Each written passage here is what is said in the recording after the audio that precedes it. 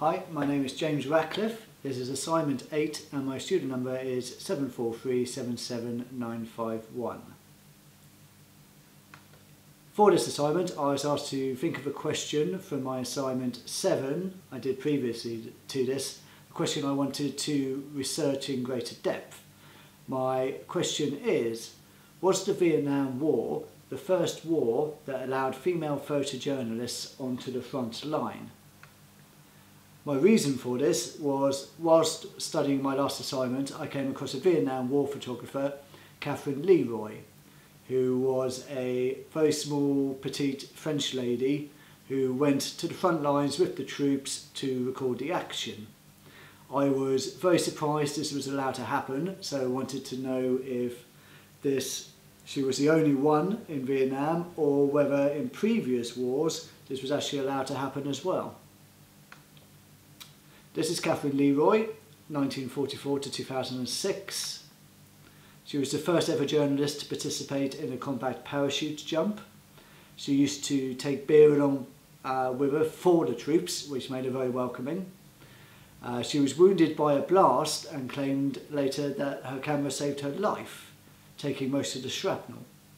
She was captured by the North Vietnamese whilst shooting the Tet Offensive.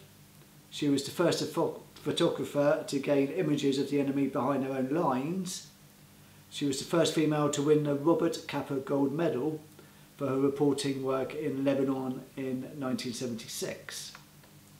This is one of her most famous photos, taken in Vietnam in 1967, called Corpsman in Anguish. As you can see, the corpsman is actually leant over his friend who had just been killed in action.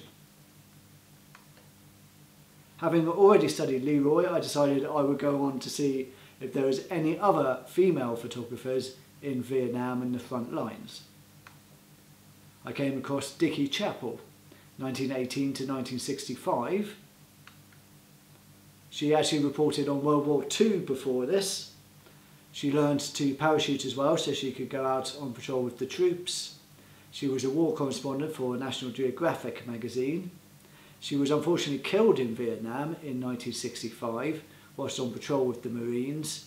An officer in front of her actually tripped a booby trap and she died of shrapnel to the neck.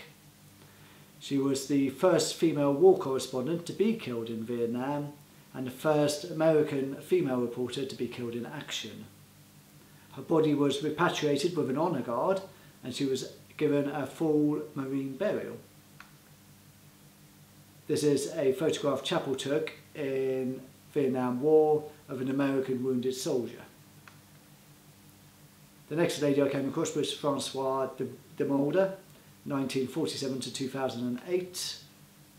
She followed a photographer to Vietnam and she had a love of travelling. While she was there, she found she could make a living by selling photos to the press, as there was such a high demand for war photography. She soon became an official press war photographer after being trained up in the field. She managed to photograph to taking back of Saigon in 1975, when most of the people had actually been evacuated out of Saigon. She was the first female photographer to win the World Press Photo of the Year award in 1976 for her work in the Beirut War. This is a photo de Mulder took in 1975 of a tank bursting into the Saigon embassy. This was the North Vietnamese.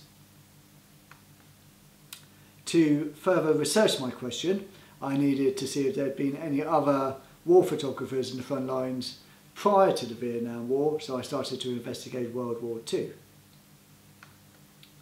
I found out during my research there were official rules in place during World War II, actually barring female reporters from the front lines. This, however, did not stop a few select women from capturing the war.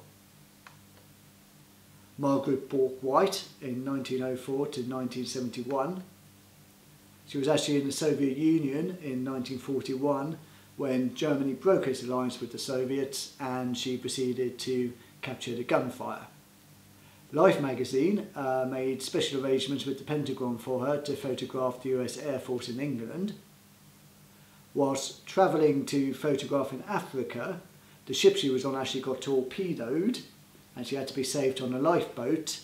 she was actually informed that she would have to go by ship because it would actually be safer than flying for her. She was credited with being the first ever female reporter to fly on a combat mission whilst aboard a bombing run in Tunisia in 1943. In 1945, she travelled to Germany and photographed the horrors of the men inside the Buchenwald concentration camp. This is a photo Bjork White took in 1943, returning home from the bombing run in Tunisia. The next lady is Lee Miller, 1907 to 1977. She was living in London when Germany started to bomb the city of London. She was hired by Vogue as a war correspondent, to capture the Blitz, and she was later accredited by the US Army in 1942.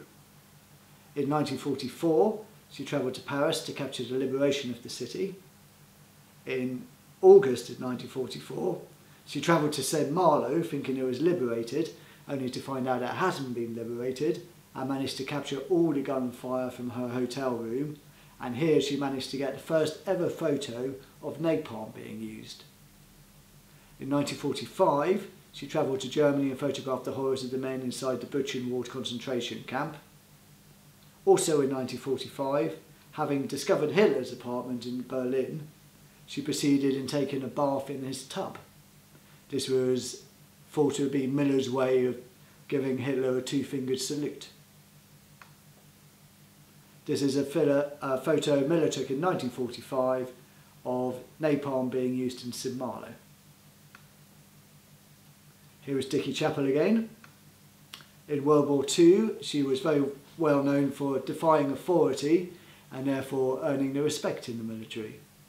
In 1945, she had an assignment to report on the nurses in Iwo Jima and was told to never leave the vessel.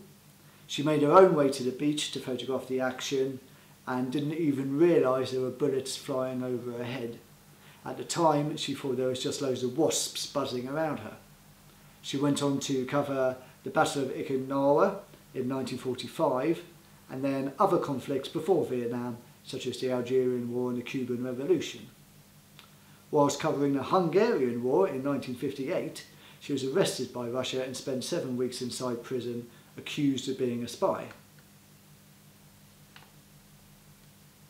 This is a photo Chappell took in 1945 of Iwo Jima. I needed to now investigate if there was any photographers I could find prior to World War II.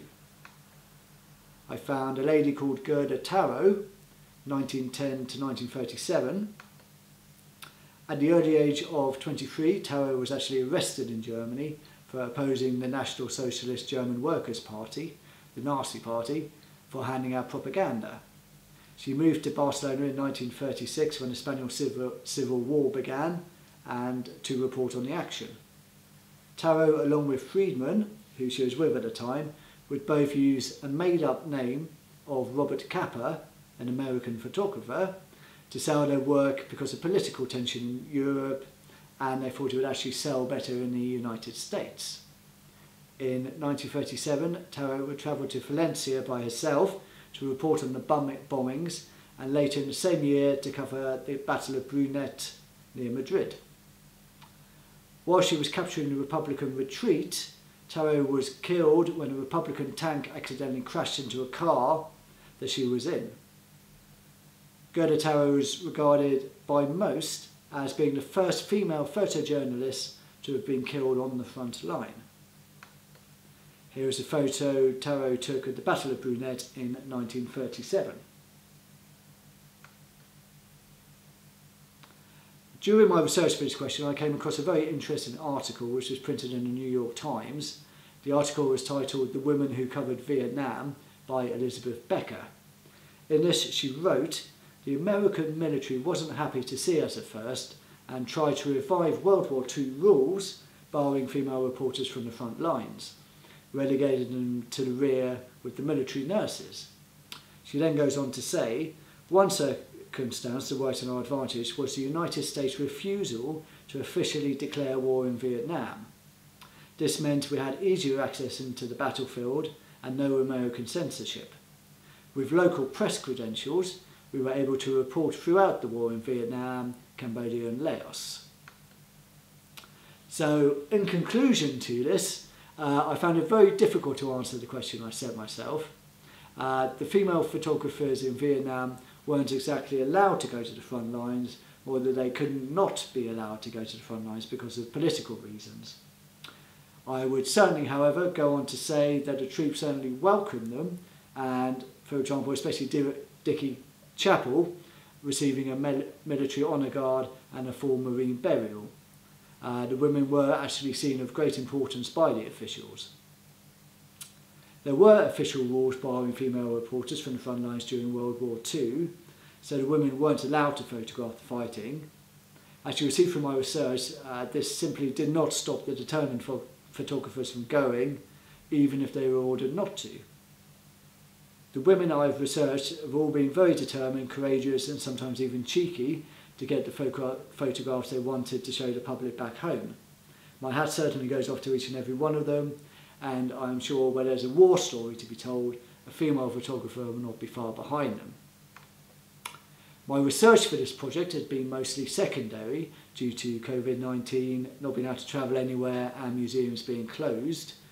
Therefore, my research has mainly been over the internet, but I found hundreds of articles over the internet, and I was certainly not in short supply. In the future, I would like to find some exhibitions to go on to, as I found this topic hugely fascinating. I did manage to find a copy of the National Geographic 1966 book, where there's a great article on Dickie Chapel and what she was actually doing in Vietnam, and also reports on her death. And there's also a great article that she did on the water war in Vietnam. Also managed to purchase a great book titled Women War Photographers, published by Pressel, which includes the works of Gerda Taro, Lee Miller, Catherine Leroy and Francoise de Mulder, which again has some great photos in it and is a fascinating read. And I hope you enjoyed this, and I hope again brought you greater insight into female war photographers. Thank you.